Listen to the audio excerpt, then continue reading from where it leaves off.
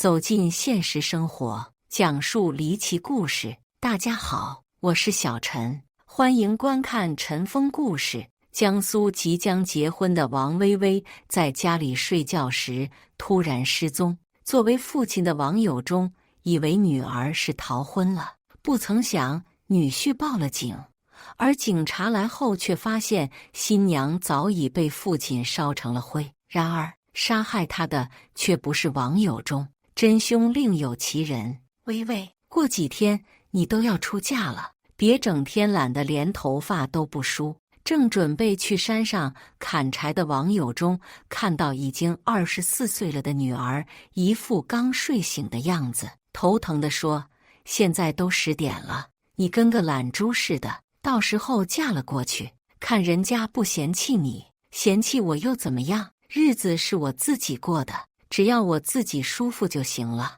王薇薇向来是个我行我素的人，也不在乎别人的目光。她穿着一身睡衣，直接来到了院子，蹲下身子就开始摸狗。你别摸那狗了，到时候把衣服弄脏了，你妈又得骂你。王友忠无奈地摇了摇头，人已经走到了门口，却没忍住又说了一句：赶紧去洗脸，把早饭给吃了，我还要回去睡觉。今天早上5点钟才睡，起码要补到下午5点钟，我才能够清醒过来。说着，王薇薇打了一个哈欠，又往自己的房间里去了。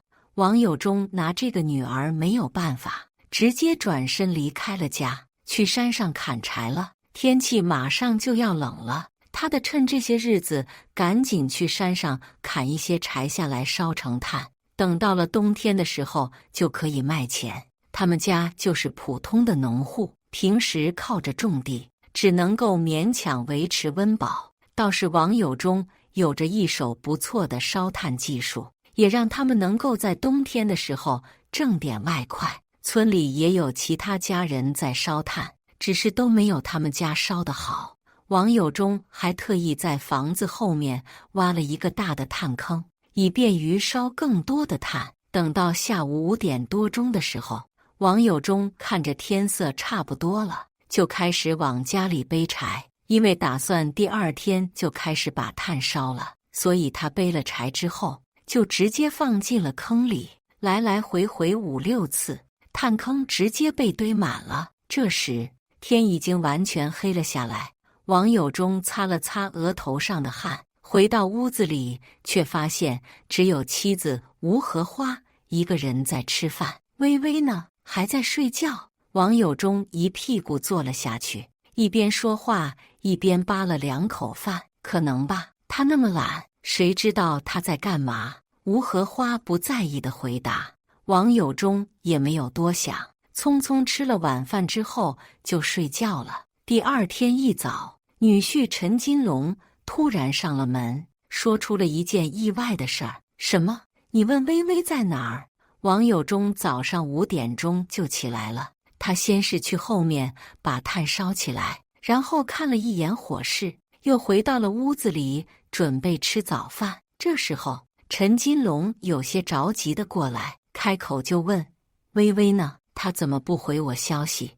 王友忠看他那副着急的模样，连忙指了指隔壁的屋：不哥那睡觉的吗？昨天他说是熬夜熬了大半宿，我估摸着他白天睡了一整天，才没有时间回你的消息。不是啊，昨天下午他还回我的消息了，说是要去我们家吃饭，可我们把晚饭都做好了，他人都没有过来。陈金龙垮着脸问：莫名其妙的，他突然就不理我了，难道是又想逃婚了？说起逃婚来，之前王薇薇每次和陈金龙吵架都要说一遍自己不结婚了，有一回还直接提着行李跑去了外地，还是他去把人哄回来的。现在一晚上没有收到他的消息，陈金龙又忍不住怀疑他是不是临时想悔婚。王友忠眼皮抖了一下，他那个任性的女儿确实可能做出这种事，于是赶紧去了女儿的屋内。然而里面一个人都没有，只有凌乱的被子铺在床上。他肯定是跑了。陈金龙愤怒地说：“这次我可没有得罪他。”王有忠赶紧安慰他，说自己一定会把女儿找回来。可他没有想到的是，陈金龙拿出了手机，直接报了警。先是对警方说他的新娘失踪了，然后又说王家人骗婚。很快，3名警察就上门了。他们表情严肃地问：“究竟发生了什么事？”王有忠只好告诉警察：“我的女儿王薇薇一大早就不见了，女婿怀疑她是逃婚了。”警察皱了皱眉，正要说话，却突然闻到了一股焦香，像是肉被烤糊了的味道。下一秒，在院子里趴得好好的狗突然站了起来，先是朝着他们狠狠地叫了几声，然后突然往后面跑去。警察和王有忠几人也跟了上去，来到了炭坑的外面。接着出现在眼前的一幕，直接让所有人都惊呆了。那是什么？陈金龙这双腿情不自禁地抖了起来。只见在熊熊燃烧着的火焰中，黑色的焦炭密密麻麻地铺在坑底，可有一些像是人骨头的东西突兀地暴露在外面，令人感觉毛骨悚然。赶紧找人来灭火。有经验的警察一眼就看出了那些骨头肯定是人骨，而人的骨头出现在这种地方，极有可能是毁尸灭迹。接着，3名警察迅速行动起来，并且通知了局里，让他们安排法医和刑侦科的警察过来。不可能的吧？陈金龙报警只是因为气不过，完全没有想到王薇薇有可能会出现意外。当然，炭坑里的那个骨头也不一定是王薇薇的，可她的失踪与人骨同时出现，不免让人有了不好的猜想。与此同时，王有忠则是最摸不着头脑的那个人。这个炭坑一直都是他在用，柴火也是他昨天砍的才放进去的，怎么可能突然有人骨出现在里面？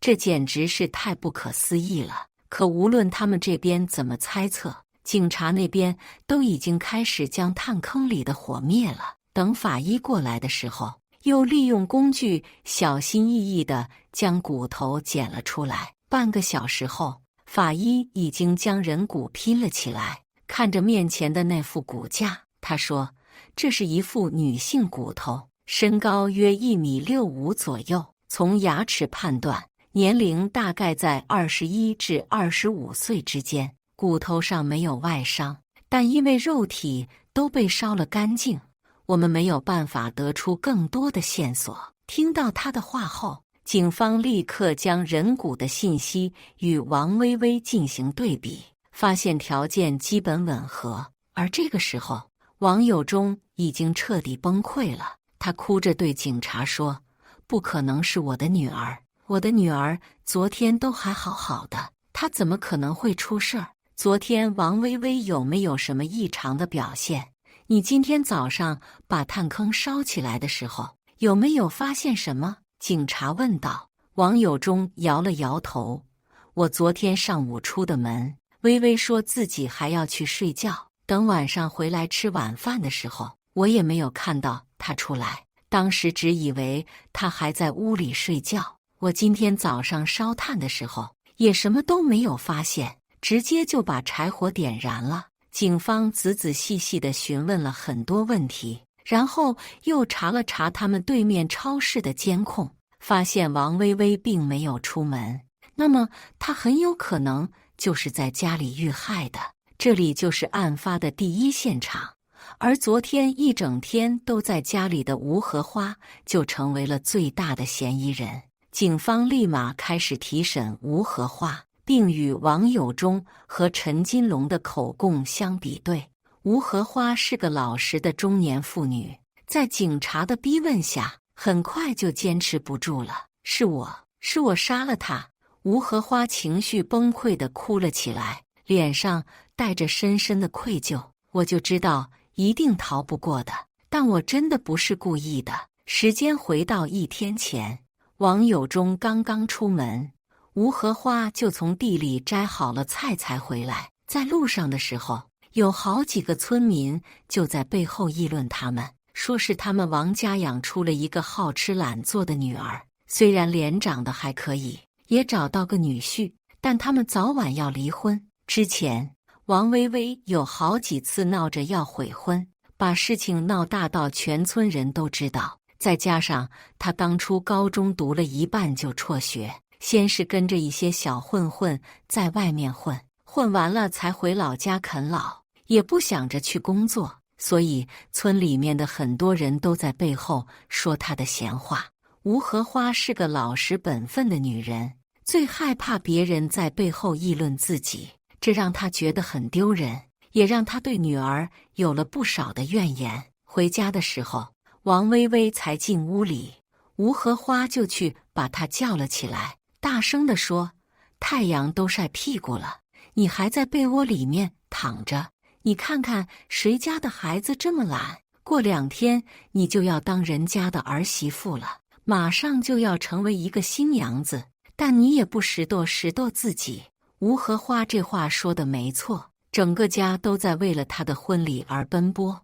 王友忠更是抽空才有了点时间去山上砍柴，可作为主角的王薇薇却成了家里面最闲的人。前2天，陈金龙还过来了一趟，把准备的彩礼钱交给了他们。不曾想王薇薇完全把他们针对父母当成外人，硬是把那些彩礼钱都偷了过去，说陈金龙那些钱是给他的，他要自己保管。吴荷花因为这件事情心里对他有芥蒂，现在看到他大白天还躺在床上睡觉，更是气不打一处来。可女儿叫不动，就是躺在被子里不搭理他。吴荷花瞪了他2眼，就去忙自己的事情了。等到下午7点多钟的时候，王友忠从山上砍柴回来，开始一捆一捆从山上来返的往炭坑里背柴。这时吴荷花让女儿去帮忙，谁知王薇薇坐在院子里玩手机，竟然说了一句：“她就是个劳累的命，烧炭又挣不了几个钱，她去干那个活干嘛？”吴荷花被她气得说不出话来，直接上前抢过她的手机。不曾想王薇薇一下子就生气了，直接推了母亲一把，让她直接坐在了地上。吴荷花没有想到女儿这么大了，简直是一点孝心都没有。在极端的愤怒下，她直接跳起来掐住了女儿的脖子，竟然活生生的将她给掐死了。这时意识到自己做错了事情的吴荷花本能的想要逃避，她立马背起女儿的尸体，悄悄地藏在了炭坑中堆着的柴火里。之后她心虚地去做了晚饭，担惊受怕的一晚上都没有睡着。等到第2天，丈夫早早去点了火，吴荷花更是闷在被子里哭了起来。现在她对警察坦白了一切，真相终于大白。最后吴荷花被依法判处死刑，而王友忠在短短的一段时间，你就失去了妻子和女儿，整个人都没有了想要活着的想法。可日子还要继续，王友忠呆呆地坐在院子里，只觉得一切都恍如昨日。感谢大家的观看，欢迎大家在下方评论区讨论。如果你喜欢这类故事，记得点击订阅陈峰故事，并分享给更多的人，这会对我帮助很大。再次感谢大家的观看。